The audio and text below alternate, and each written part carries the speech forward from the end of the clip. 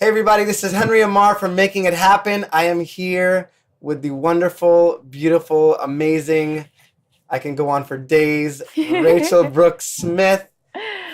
This thing is making sounds, but but I'm so happy Rachel's here. Rachel's been a friend of mine for a really, really long time. We were talking earlier about how I knew her sister when her sister was like 14. It's crazy how long we've known each other, actually. Yeah. And thank you for having me here. Like, this is awesome. And I'm so excited to be on your podcast. And I'm so freaking proud of you for doing this and for everything you're doing. And so inspiring, and a movement and a message that I'm 100% behind. And everybody who's listening, you should go share with your friends, make it happen. Like, all his content. If you haven't watched every video that Henry's put out, you should go watch it right now. Thank you so much. He did pay me to say all this stuff. No, he didn't. I Actually, did. He really didn't. I really am 100% like super fan of Henry Ammar and Make It Happen. Oh man, thank you so much. You're and welcome. There's a reason why Rachel is one of the first interviews that I've had on my podcast, not just because she's my friend, but because she really is super inspiring. Her movement's inspiring, and I literally could take everything she said to me right back to her. Mm-hmm. And for those of you that don't know Rachel, I'll start with a little bit, and she could fill you in. She has this incredible story, which I can't wait for her to share. She just about how she got to where she did in acting and how she manifested and went through a really big struggle that led to a career-changing and very powerful role in a big movie. And she's a big influencer. She has an amazing movement called the Disruptive Movement. You can check it out. A clothing line. I mean, I don't know what she doesn't do. So I don't know what you don't do. So I don't know. Like, I literally, who knows? But we're sitting here in Santa Monica, and I'm so grateful to be here with her. Rach, do you want to just tell them about you a little bit? Yeah, well, thank you, for talking about the disruptive movement, and kind of, it really is why I created that movement, is really, really based on, what I went through as a kid, and kind of my journey, like you said, of basically, I grew up a really competitive gymnast, and for all you competitive athletes out there, you know what it's like when you're at a very young age thrown into this very, very stressful, competitive world, and especially, from the ages of 6 to 14, living every day as a gymnast, 5 hours a day, 6 days a week, and all your friends are in it. I mean, it really becomes your identity. And when I started to realize that I really just wasn't happy, I just was so stressed out all the time. I was sick all the time because I was so stressed out all the time. And finally got the courage to just say, I just couldn't do it anymore. And to be able to have the courage to say that was so challenging. And I think a lot of people get stuck in that position when they're stuck in a life or a career or a circumstance that they're just so not happy with. But a lot of times we can stay in those things because of it's what's comfortable. It's what we know. It's what we've placed our identity on.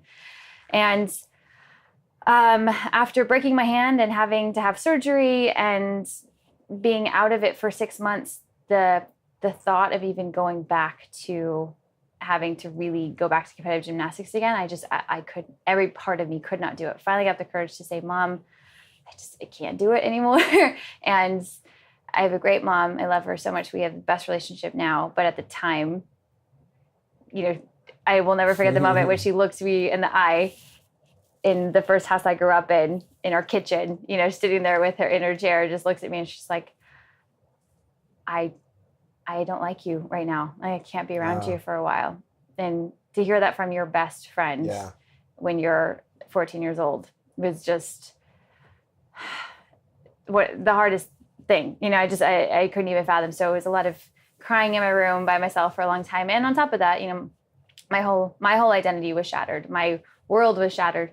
And granted, I was 14, but when you're 14, you feel like it doesn't matter what age you are, like it is your world and your reality at that time. And I look at 14-year-olds now and I'm just like, wow, I was in such a crazy space when I was your age. But basically, my friends didn't really want to talk to me because they were all mad at me for quitting. And my best friend, my mom, didn't really want to talk to me because she was mad at me for quitting. And I didn't really know who I was or what I was supposed to do because everything was gone. Yeah. And then after a while of crying alone in my room, I saw this dance film. It was the first dance film I had ever seen. And I just sat in the theater after and just cried and just had this experience of going from feeling so stressed out and confused and frustrated and lost to feeling so driven and passionate and inspired and just feeling like I could just take over the world, by watching this story and on this big screen and this experience. It's when I really fell in love with movies and the power that they had to transform lives in this 2-hour experience, and I just remember watching the story of this girl who in the film, everybody told her she didn't have the right body type. She wasn't good enough. She would never make it. And her just finding her own creative way to exceed all odds, and to overcome, these major challenges and prove herself and everybody, that she could do it. And I remember my family had to pull me out of the theater, and they had to come find me because I didn't want to leave that moment in my seat, and just this feeling of I'm going to do that with my life, and to be like those girls that inspired me so much. Wow. And so I got right out of the theater. I was like, please get me in acting classes, put me in dance classes. That's what I'm going to do. I'm going to be like that, those girls on the screen. And thankfully, my mom did, and I was able to get hardcore into both, a ton of dance classes every day and acting classes. And I just lived it and breathed it. And it was the first time in my life also that I just felt what it felt like to not live in fear and anxiety and just, I would spend even more time dancing or acting, but I never felt afraid or I never felt nervous. I didn't ever, in gymnastics, I was throwing up once a week because I was so scared of our coaches, yelling at us or screaming at us. And, we'll come back to, there's so many lessons within this story.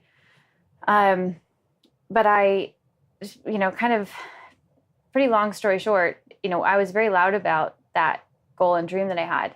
And everybody was like, yeah, have fun trying. Everybody tries to be an actress and, nobody makes it. And you're crazy for thinking you'll ever be successful. And my dad not wanting me to go to LA, and wanting me, to obviously go the normal route of going to college, especially a lot of my dad's a doctor, my family's all in medicine. So it was a big deal when I didn't go the normal route.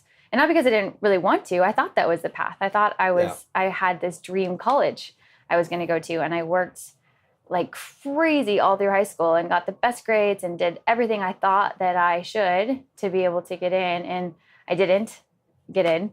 And it was this other moment of devastation, thinking this was the worst thing that could have ever happened to me. And crying in my room again, just like when I broke my hand and quit gymnastics. It was just this feeling of there is no point, this feeling of I have no reason to live, that's how you feel when you have, that was the plan. I was supposed to get into this college. They had the best acting program and dance program. And I'd worked for the past years of my life to make it happen. And it didn't happen. What do you do in those moments? And even though I got I got scholarships to other colleges, there was something inside me that was like, I'm not supposed to do that. There's something else I'm supposed to do. And then staying open to new opportunities and looking for other things. And it was right before I was supposed to move into the dorms to go to ASU, I found this opportunity to audition for this scholarship program in LA. And I, thank goodness, talked my mom into letting me go audition. And there was hundreds of kids that flew in from all over the world to audition for this program. And I, thank goodness, got in. And then I had 2 weeks to move to LA. And I didn't know anybody. I was 18. I was scared out of my mind. And this is when my dad was like, wait, what about college? What about you? You can't do this, you have to go that's what you do. You go to college and you get a job, And I was like, no, I have to do this program. And I just remember, thankfully, my mom helped me talk my dad into letting me do it. And it was a fight. It was a big challenge. And you were so resilient, at that age. Yeah, I was very to be able to resilient. still say, this is what I want to do. Yeah. Even though your mom and your friends and everybody else is doing all that. That's incredible. Thank you. And I, the other thing I can put that back to is the why. I had such a powerful why because I think there are those moments in life when you just really, I think there's those moments in life when things really do hit you and hit you at a place that is almost like unchangeable. Absolutely. You know? It's crazy because, you hear that people change because of pain and pleasure. Yes, in life. 100%. And you had so much pain associated with gymnastics. Yes. And so much pleasure associated with this vision of this movie. Yes. That's so powerful. I was so driven by that and such attachments and associations to those things. Mm-hmm. And every time I would get discouraged, I would watch Center Stage again. I would watch, because there was plenty of times when I was like, what am I doing? Especially when I did move out to LA and I was in this program, where I was scared out of my mind. And, coming from Phoenix, Arizona to LA and not knowing anybody. I grew up in LA, so I know. But so she said Center Stage. She saw the movie Center Stage. Now let's just tell them. Yeah, we'll just tell them. Well, there's been enough suspense. Basically, I saw Center Stage, the first movie, and that was the movie that really changed my life when I was about 14, and I had that very pivotal moment and committed to doing that with my life. And through, a ton of ups and downs and challenges, like not getting into my dream college and a lot of things happening that I thought were the worst things that could have ever happened.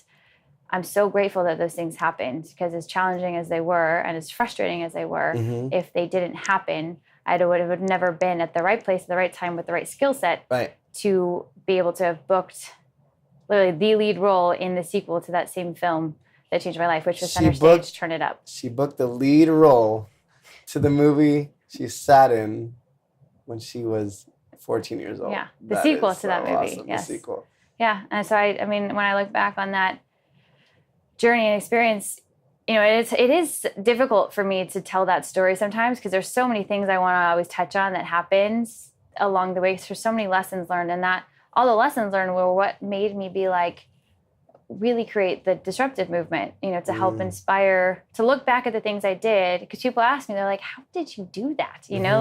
Absolutely. And even the other day, it was interesting because I've told that story a lot, and it's a lot of what I speak about and all the lessons that, we can get into along the way. But there was a girl who's an actress in LA, and we were just talking, and she didn't know at the time. And then she kind of put two and two together, and she was like, what? You did that? That doesn't happen. Like, how did that never happen? You didn't even have an agent? Because I didn't even have an agent when I booked that movie.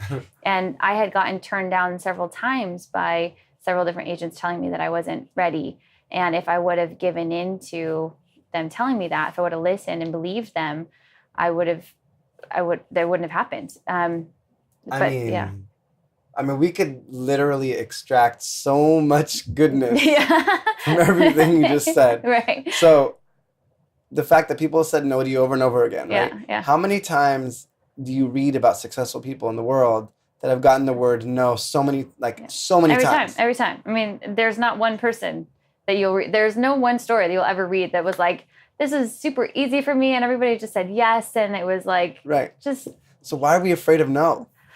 Right? And that's so much of what I love about, both of our movements is so in that, like, how can we reframe things so that they empower us? Why maybe this word no, we have all these negative associations to them, but what if we just flipped it, And that's what, to me, what being disruptive is taking any sort of seemingly negative thing and just choosing to flip it and make it a productive thing. And this concept that I've really been playing with in my own mind and when I speak and teach is, what if we just forgot about like positive and negative thinking?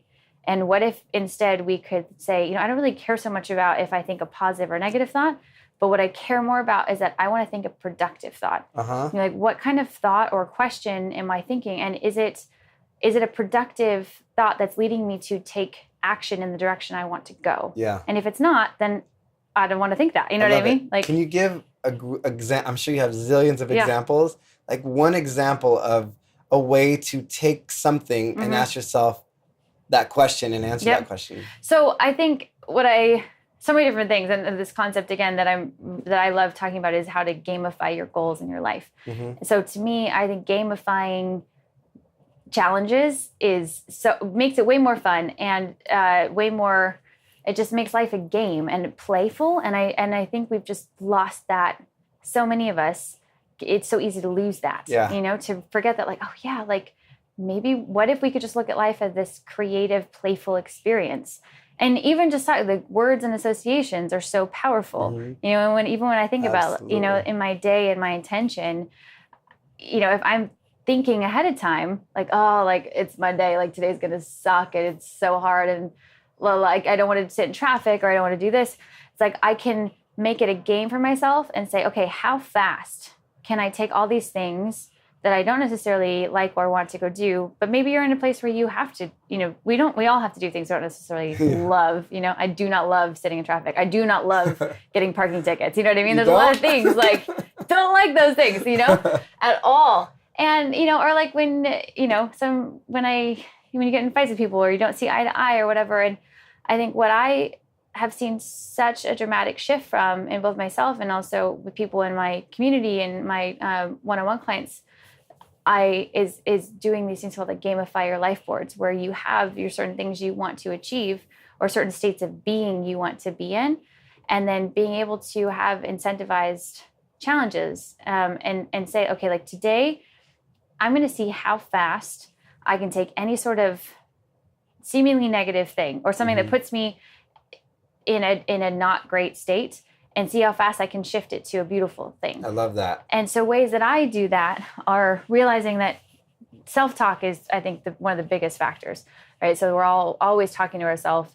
And I think it was Wayne Dyer who said we have like 60 billion thoughts a day. And most of those thoughts are on repeat. And most of those repetitive thoughts are not very inspiring or productive. They're very much on this wheel of why me and why is this happening to me? And why does this suck so bad? And why is this so hard? And all of those kind of thoughts are in no way productive. Like they do not do anything to uplift, inspire, empower. They literally just drag you down in this hamster wheel of the same thing over and over and over again. So how fast can I use my creativity and or movement and or art, to flip it? Yeah. And so whereas I could sit there and be like, especially as an actress, there's so many times I get no all the time or I don't get the audition or whatever. And I could, if I sat there and thought about all the reasons why I didn't get the job or, why is this happening to me or why did she get it and I didn't get it? That would be in no way productive in helping me get to my goal. But if I was like, okay, what if I could look at auditions not as my goal is to book the job, but my goal is to book the room and to be able to go in with this idea that not just like, oh, another audition, but instead, oh my gosh, I get to audition. Like how many people around the world would just love the opportunity to be able to audition. And oh my gosh, like I get to do something that I love, even if it's for 5 minutes. Yep. I get to perform or I get to explore, I get to create, I get to play make-believe, for this, in this room, I think it's really breaking down and really getting in a state of ridiculous gratitude for anything. I love that so much. Like gratitude and fun. Yes. It seems like you live, I always say you can accomplish a lot more if you're in a state of gratitude and enjoying the process. Yeah. You're going to do it. You're going to go for it anyway. Yep. Are you going to most likely get it if you're walking around with like the scarce, oh, life is terrible and there's nothing out there for me mentality? Or are you more likely to get it if you step into gratitude, which is truly an abundant mentality, or you have fun? Like, okay, so those you have to go follow, if you don't follow Rachel already, which 99% of the world is probably following you anyways. So if you follow her, you'll see sometimes she'll just bust out into dance. And it's so awesome. Like she'll be in the middle of 3rd Street Promenade in Santa Monica. Yep. And I look over and Rachel's busting a move in the middle of 3rd Street. But that's what's beautiful. She's having fun. She's enjoying life and she's just playing. She's like dancing through her life. And it's so beautiful to see. And to see that just It's amazing. I Thank just want you. to say that. It's beautiful. Thank you. No, I really think that fun is actually very, very, very underrated. Oh my gosh. Fun breeds inspiration and passion and creativity. And it actually, I've really been in this space of living from that. And one of somebody that I don't know if you guys have heard of Simon Sinek, but he's the hero of mine, and I love listening to his stuff. And I'm listening to his audiobook right now, and he really just talks about how important your why is, and just before you go into anything, like knowing why you do what you do. And I would even challenge like all the anybody listening to this of just really getting honest about like, do you know why you got out of bed today? Do you know why you feel like you're here on this earth? And I had to get really clear with myself recently, because I started to just feel confused and lost. And even though I felt like there was a lot of things that were great going on in my world, like I'm working on a new film right now, and just building, great relationships, a great team. And there was this feeling of disconnect. Yeah. And, I'm so grateful for the time that we live in, where you can literally just listen to any sort of informative podcast or videos or books, audiobooks, and just, the information and empowerment and inspiration is everywhere. Sometimes it's overwhelming, but it's always there for you. If you're ever in a space or time of feeling a confusion or disconnect, you can like Google search how to do this, or how to feel better in my life, or how to help, accomplish this goal or this dream. And you'll find a million videos. And I think it's really important to always remember that it's not a lack of information. It's just a lack of either commitment and or purpose and or, just drive. And sometimes you need a reminder, right? Because, big time. We can know our why today. Yeah. And then we go out there and the world happens and something happens, and then we forget our why. Yeah. Well, and that's a big reason why the reason why I even created Disruptive Apparel, was because I wanted physical reminders, of, all the apparel we have has different sayings on it that are not just hopefully, empowering messages, but fun empowerment that hopefully helps people disrupt negative thoughts or limiting beliefs or states of being, to really help people not get stuck in autopilot. Yes. To be able to feel like, to question, I just help people question everything. Question why you do what you do, question why you believe what you believe, question, why you are, in these habits and patterns throughout your day, and if they're actually helping you be the person you want to be. And if they're not, then you can be disruptive and you can change it. I love that. One thing that we talk about a lot is when you ask the why and you realize, I don't like that. When I ask that question, I don't like how I'm being today. One thing that Rachel always says, and we always talk about, is, not beating yourself up when you discover the huge unproductive why. Yes, right? Yeah, that it's okay that and maybe again, that's like, how fast can you flip it, right? Instead of feeling frustrated with like, oh man, maybe I don't know my why, or maybe I don't like my why. Flipping it to a state of gratitude where it's like, but yes, I figured it out and now I can move forward, Oh my gosh, yes. And so I think gratitude and fun are just so powerful. It's so good. I love how you said, because when you realize, oh my gosh, I don't know my why, instead of being like, oh my gosh, I don't know my why, you're like, I don't know my why. Now I can actually figure it out, because if you're not honest with yourself about it, you're going to be stuck in not knowing your why. Yes. So, and it was interesting because I had sat, like you said, we need those reminders, right? So I had been feeling this feeling of disconnect, and I had decided a while ago that my why for being was to use my gifts and talents to inspire the world, to use everything I had to make this world a better place.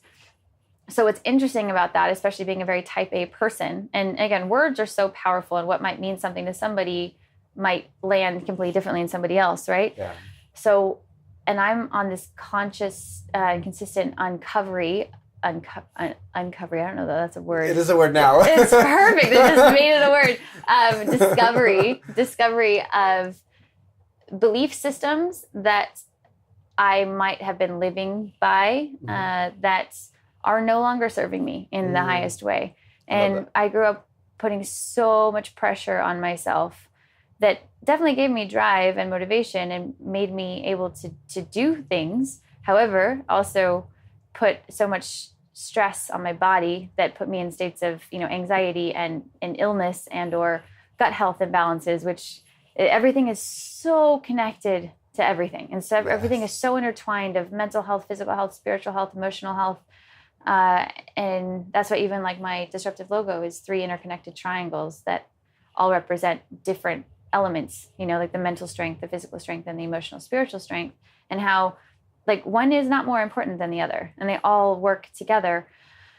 And especially, I hope more, more and more in my life, I feel like the spiritual connection and strength being way more of a priority, because that makes everything else in life better. But at the same token, if you have really bad gut problems, which I did, in a gut or chemical imbalance, it doesn't matter what you hear or what you read or what meditation you do or what workout you do. If you're because of your, and well, this is a whole other conversation, but if you're struggling with any sort of, feelings of just anxiety or not feeling this feeling of disconnect or well-being, it might be because you need to meditate more. It might also be because you need a better probiotic and a better diet. You know what I mean? Right. Like there's just, and I've definitely learned firsthand that your chemical balance is so important and so powerful in the way that you experience stress, the way you experience people and yourself.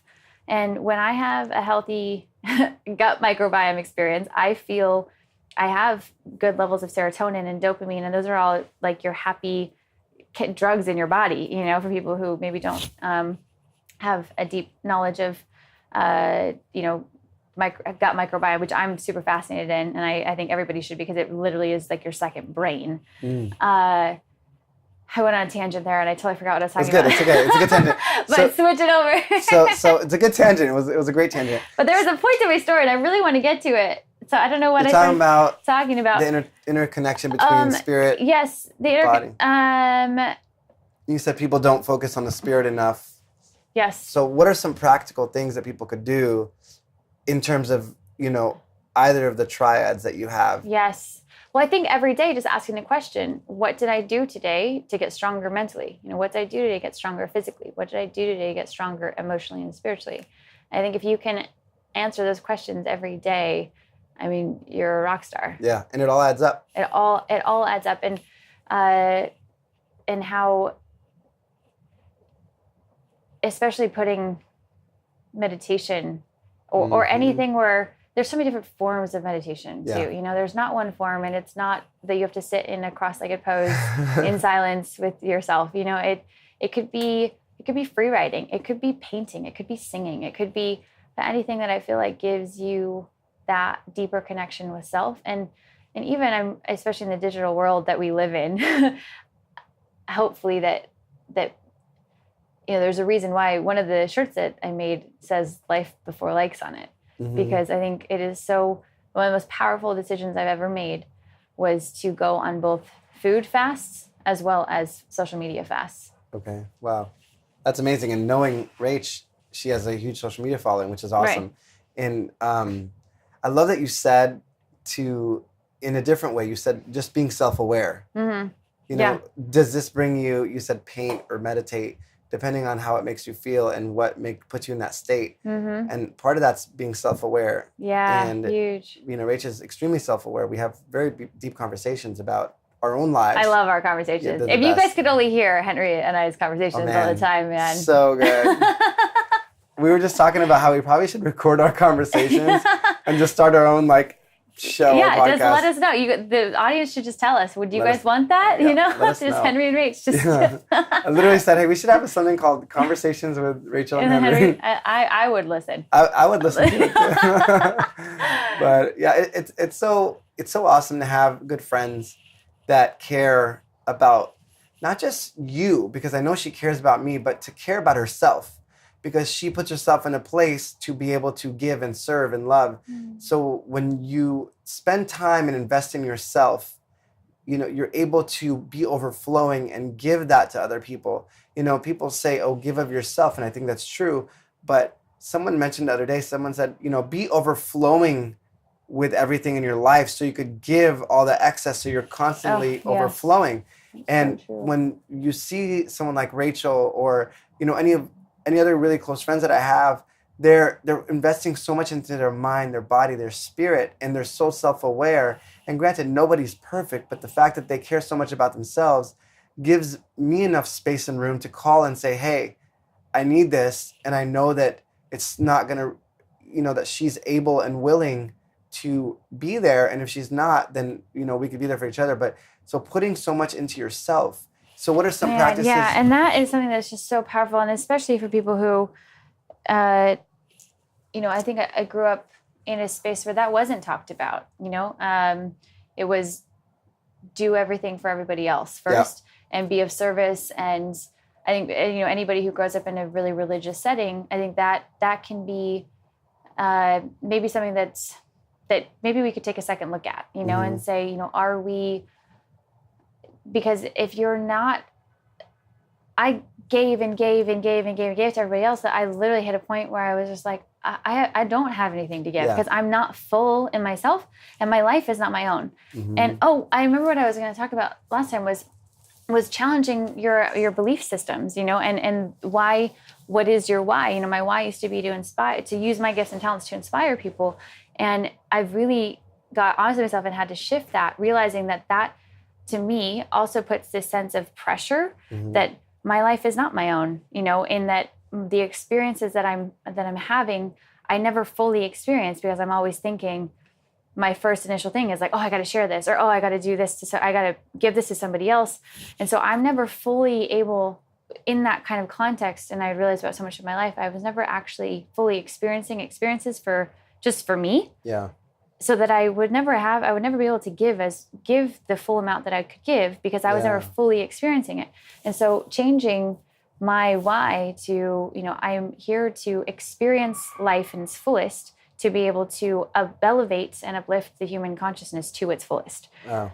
Which breathe such a different feeling and peace, as well as like want to go fully. How many times do we, especially in this digital age, it really is finding those balances of, even right now we're doing this podcast and I'm like, oh, there should be a camera, we could turn on Facebook Live, we're doing Insta story at the same time, which is cool and it's great and it's fun and I love it. And social media is so important, without it, we wouldn't be able to be doing this and sharing our messages. But how can we also make sure that we are really experiencing moments and being present with people? Yeah. And one thing just to clarify, because a lot of people will hear this and say, oh, they're saying be selfish. Absolutely yes and absolutely no. Yeah, right? That's great. It's both, because part of it's like, take care of yourself, because if you're in a great state, in a great place, you can go serve and love. And I know, look, bless so many people that completely give themselves completely to the world. Right. And I think there is so much wisdom and grace and power in actually serving, because you gain so much. Totally. But if you listen to what Rachel said, which is so awesome, she says, I get myself into a space because my ultimate goal is to give from the right place and to give from the highest space that she can give it in. Because, we can give and give from like a surface level, but what if, like, for example, I'm just making up this analogy on the spot, so let's see if it's even good. But, what if I said, I really want to help a lot of people, so I'm going to go spend the next hour, make like $5 and then go and, give it to somebody, which is great. Right. And that's very noble and that's beautiful.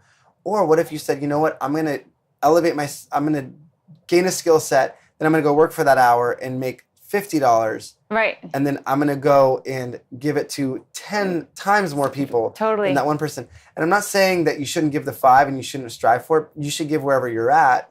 Right. Which is what Rachel does, totally. But I love the fact that she said, when you heard her definition of where she wants to give from, it was so, you could just feel the depth of it. And she wasn't just giving from a place of fear or fear of obligation. Yeah. Well, because I think that's I love that you said the fear of obligation. And instinctually, that's just part of my being, is I love sharing. And I feel like that is just from a psychological level, just human nature. If we ever experience something great, if you eat a great dessert, you're going to be like, oh my gosh, you have to try this. You know what I mean? So like if we experience anything really good, it's human nature to want to go share that with somebody else that you love or care about and experience together, which it makes it so much more powerful. Yeah. But so many times, and I'll catch myself, because again, so much of we are our thoughts and our habits and our patterns and what we consume every day.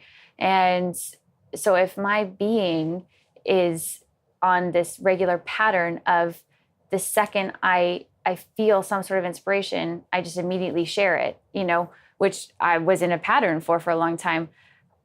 I wasn't fully experiencing the moment to get all the wisdom and the knowledge and the goodness to be able to then go share at its fullest. And I wasn't feeling fully fulfilled, nor were probably the people feeling as fully fulfilled as they could from the message that I was sharing. So yeah, I think it's such a powerful tool. And what's so interesting too, within the different, both on the, fasting from a food perspective, there's so many different levels to that, but also from like the social media fast, I would just challenge people because I love challenge. I do these things called disruptive dares with my community, which we should totally do one together, by the way. We should do like a make it happen / like disruptive dare challenge. Totally down.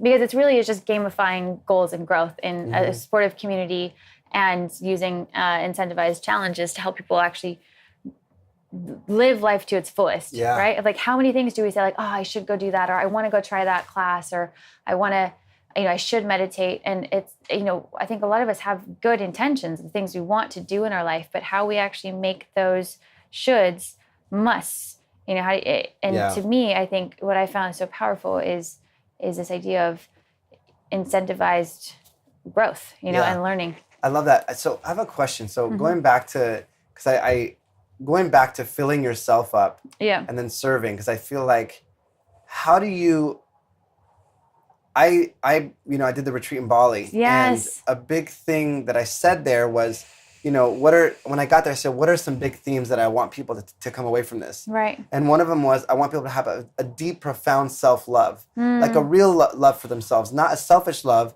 Because I feel like if you really, really loved yourself to the highest state, that translates externally. Everywhere, yeah.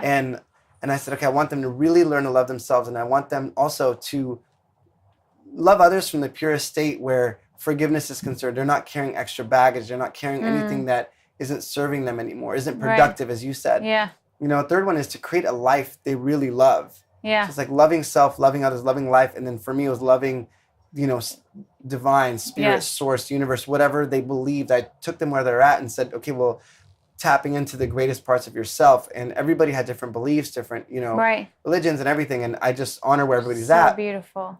But, it's such a combination. Yeah. Right? If I just love myself and don't love others, the goal is love. Yeah. The goal is to become love. The goal is to become free and liberated and not living in a state of fear. And I love that, just kind of clarifying that with what you're saying, because if what I take away from what you're saying is that, you're developing into this thing and the state of love and becoming the best version of yourself. And ultimately, when you elevate yourself to that place and you come from that space, you can serve on such a higher level. Such a higher level. And I can't even explain to you within the past, I've been on this journey of like how,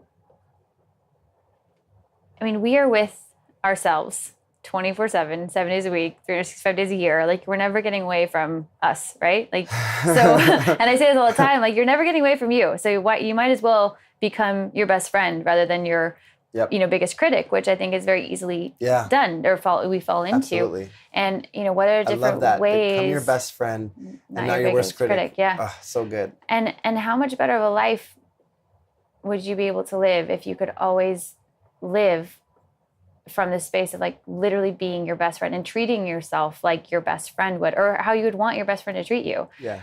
And I think and especially just because of what I've experienced the past couple of days, I'm so fascinated and amazed. Like everything comes from within. Yeah. I have so much crazy things going on in my life right now. But because of the state I'm in, due to the choices I've made in the past several days of fasting, and I'm not saying like, just don't eat food and don't touch social media and that'll change your life. But I'm saying taking a step back from things that you regularly do to take a second look at, what are the thoughts and the habits and the patterns and the things I'm consuming, are they really helping me be better? Yeah, I love that. So we had a conversation right before this, and it's amazing because Rachel was saying, you know what, last week was rough. So I decided that I needed to take a break and get centered. And that's the thing, being self-aware and saying, you know what, I need this. Yeah. And giving it to yourself. Giving it to yourself and not caring. And it was interesting too, because at first, especially if anybody else, does take this challenge of doing a social media fast, for some people that is like mind-blowing. When I talk to people, they're like, panic attack, like, but I need to check it, and like, and again, whenever you start to feel any sort of anxiety or fear, just question it. And I swear it will change your life. As soon as you start to say, but why? Why am I feeling this fear? Why am I feeling this anxiety if I don't check my phone every couple of minutes? It's so funny. I say emotions are indicators. Yes. They're guiding you to something. They're guiding you to a higher answer. Yeah. So if you're feeling fear, it's basically telling you, hey, this is what's going on in your mind. This is what you're focused on. This is what you're telling yourself. Right. This is a shift you need to make. So I love that. Oh, so good. Yes, like just question it. And there's so much power in questions, and if anytime you find yourself in this space of,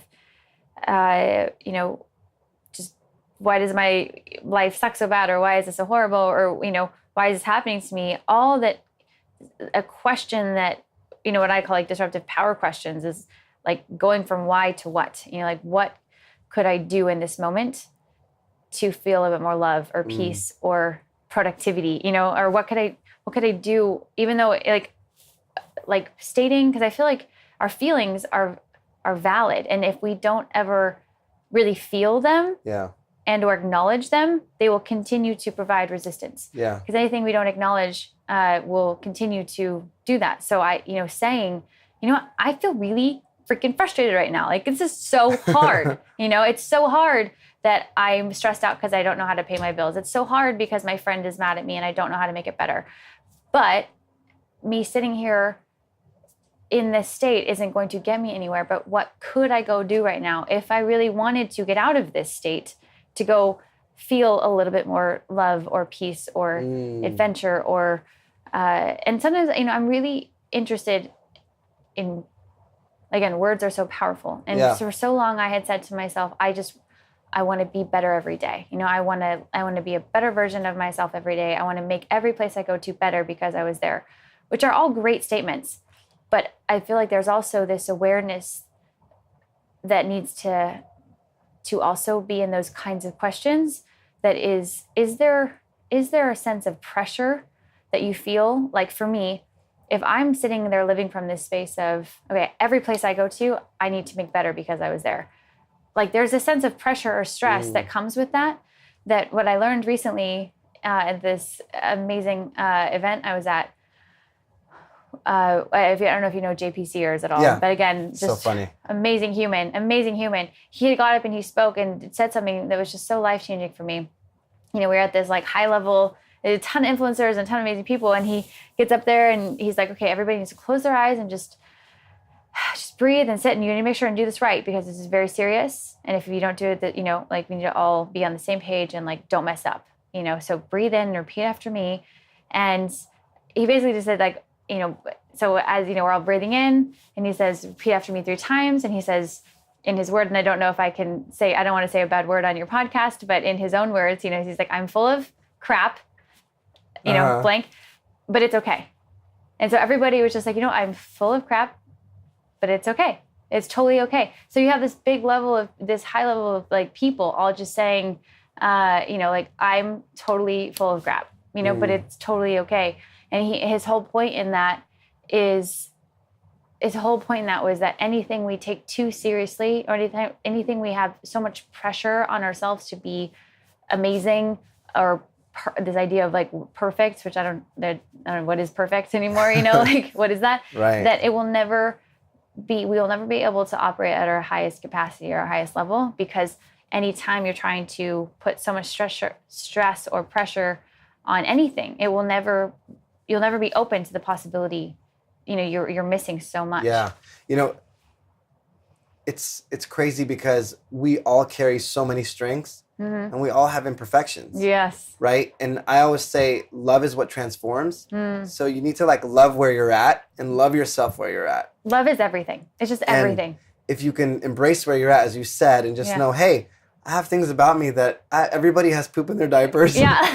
Everybody has poop in their diapers, I love everybody's, that. You're trying to smell what smells next to you. It's probably in yours too.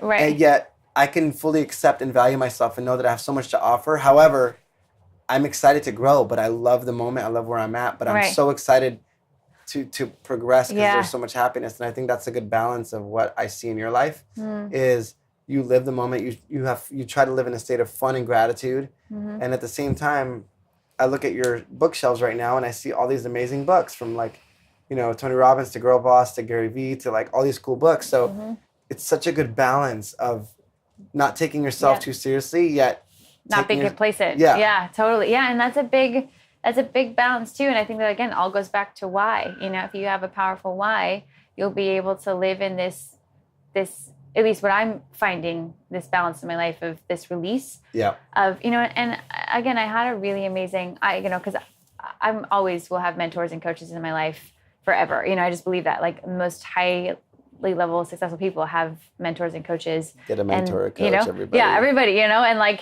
get me and Henry to do, what I mean? That's something I love doing for people. Yes. And I've seen, some of my one-on-one clients the other day too, when you get messages from people saying, oh my gosh, after our session, I I'm doing things that I never thought I could do. Crazy. I lost, one of my clients was just I lost 3 pant sizes and, I booked a new job in a film, which before we started working together, they weren't even auditioning. And so it was just, that is everything to me. And I love it.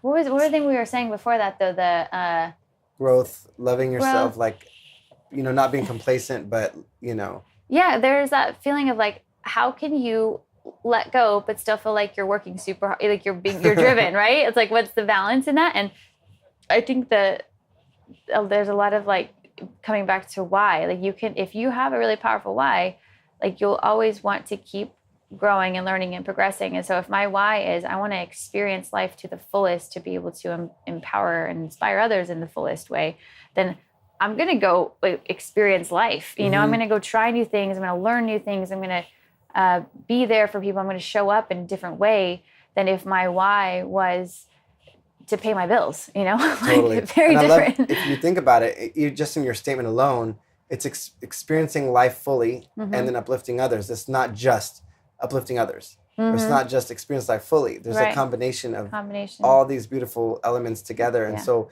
I challenge everybody to come up with an empowering phrase of what you would look at every day and say, did I do this? And, you could use Rachel's example of, empowering life, fulfilled life, living life fully awake, doing all that. And also using your gifts and talents and you're finding your purpose and your mission, your why for the world. And I think when you're living in that space, it's so powerful. And when you're doing that, so we challenge everybody, as Rachel would say, we give you a disruptive dare. So to go out there and come up with your phrase and say, this is my life. If I lived like this every single day, and this was my why, and this is how I lived, it would be pretty awesome. Yeah. And you could review it in the morning before you go out in your day and say, okay, this is what I'm doing today. How am I going to live if I was Rachel, live fulfilled and inspire others as I'm living fulfilled? You could fill in the blanks. And even if you're at a job and temporarily that you don't love, but maybe you hire Rachel as a coach that helps you get out of it, or anybody as a coach that helps you get out of it. Then you could still look at it and say, how can I make the most of this, be fulfilled in this, and inspire others? And you pave the way to get to where you want to go, and you may not be there right now, but it's okay. You will make it happen. Yes, absolutely. No pun intended. But I feel again, Oprah said something. I was watching an interview from her the other day, and it really stuck with me. And the interviewer asked her, what has made you able to stay so successful for so long when so many people have come and gone.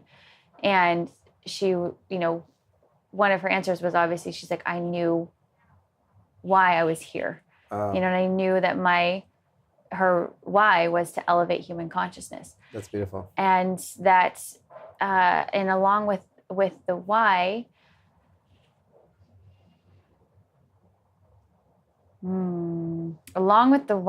she had said something really powerful that completely slipped my mind right now. That's okay. It'll come back when it's time. It's gonna come back to me when it's time. Yeah, but man, it was so good, Henry. Where did it go? So while she's doing this, I'm looking at this poster she has right in front of me. It's Wonder Woman, and I love it. Like, there's something, and we'll wrap it up because I know she has to go, but there's something, I've studied like neurolinguistic programming and all this stuff. There's something they have called environmental, which is like environmental, but they call it environmental, which means like what's in your environment affects your mental state. Huge. So, you know, they did this study, and this person said, I always have this like poverty mentality.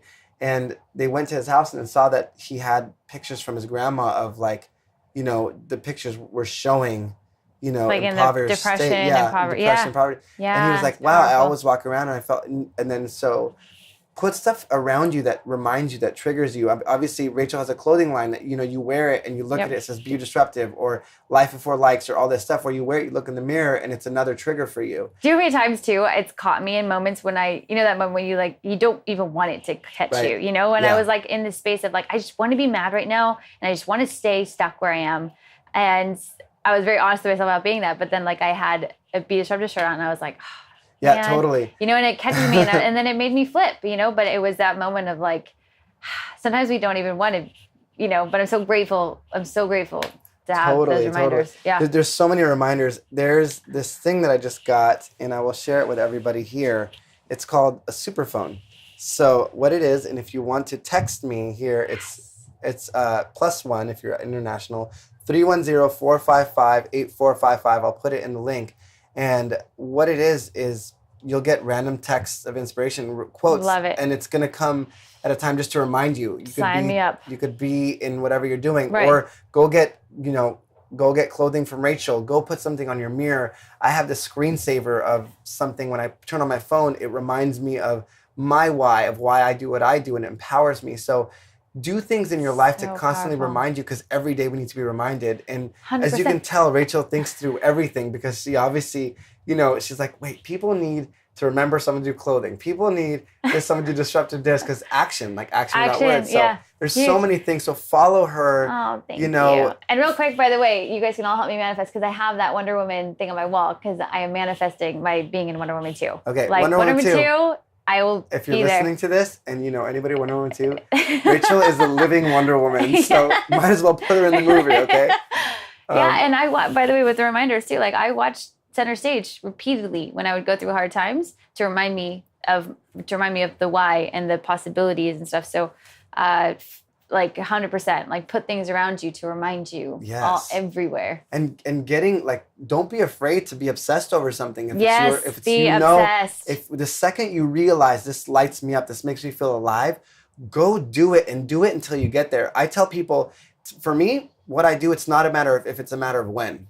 Because I'm going to do it until I get there. Yep. Like, it's not going to be, 100%. I don't care how many times I fall. When we're kids, when we're babies, right? We say, I want to walk. I love this. And we just walk and we fall. We don't look around and say, oh my gosh, she was looking at me falling. Yeah. You get right back up. You keep going. And then we walk, and then we run, and then we skip, and then you're Rachel and you dance in the middle of Thirsty Promenade. And it's really cool. So I love Rachel. Rachel, I love you. I'm telling everybody you're right here in front of me. Thank you. I am so grateful. We can go on. I know Rachel has a meeting, and I respect your time. But look, follow her. Just, you know, we'll put your socials. Can you tell everybody where they can find you? Yeah, well, I think probably the best place where everything kind of goes to everything is just rachelebsmith.com. It's RACHELE bsmith.com, or disruptiveapparel.com, or disruptivedare.com. And I'll put it in the links. Yep. I'm pointing down like the links below right now. It's really funny. I'm not on video, so. And I don't know when this comes out too, but I just am finishing a film right now where I play the main girl in a film called The Last Exorcist. And even if it's not like horror, just so everybody knows, I don't watch scary movies, but it's actually a really, really amazing story and script, and one of the most challenging characters I've played. But it was like a very like, it's go see it. I'd recommend it. Do you know when it comes out, or do we know yet? We don't know yet, but the last one that just came out is called Cold Moon. And Cold Moon. Yeah, I play the main girl in that one opposite Christopher Lloyd. And so I would definitely recommend that one. So watch Cold Moon and follow Rachel so you know when the Last Exorcist comes out, and we could go have a movie party somewhere. Yes, movie party. You know, and so thank you so much for being here, Rach. Thank you for I'm at your having place, me. So thanks for having me at your place. Thank you for having me on your podcast. Thank you. And thank you for listening, and thank you for being a part of this community. And look, I always say this reminder, you live life once, as you know from Rachel, you know, life is yours. Go live it fully, live life awake, and just make life happen the way you want it to. Don't check the boxes off every day. Go out there and use your power of choice to love yourself, to love life, and to create those moments in your life where, you know, you just fully are embracing it fully. So until next time, thank you for being on this podcast. Thank you, Rachel. This is Henry Ammar from Making It Happen, and we are out. See ya.